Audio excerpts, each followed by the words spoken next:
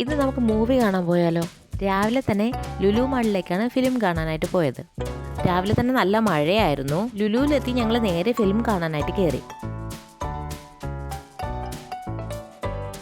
ലോകയ്ക്കാണ് പോയത്, പക്ഷേ ലോകയ്ക്ക് ടിക്കറ്റ് കിട്ടിയില്ല. ഞങ്ങൾ പിന്നെ ഹൃദയപൂർവ്വം കാണാനായിട്ട് കയറി. നല്ല മൂവി തന്നെയായിരുന്നു. മൂവി കഴിഞ്ഞിട്ട് ഞങ്ങൾ നല്ല വിശപ്പായിരുന്നു. നേരെ പോയത് പാരഗണിലോട്ടാണ്. ഞാൻ ക്രഞ്ചി സാലഡാണ് കഴിച്ചത്. പിന്നെ ഒരു പുഡിംഗ് കൂടെ കഴിച്ചായിരുന്നു. ഓണ സമയത്താണ് ഞങ്ങൾ പോയത്.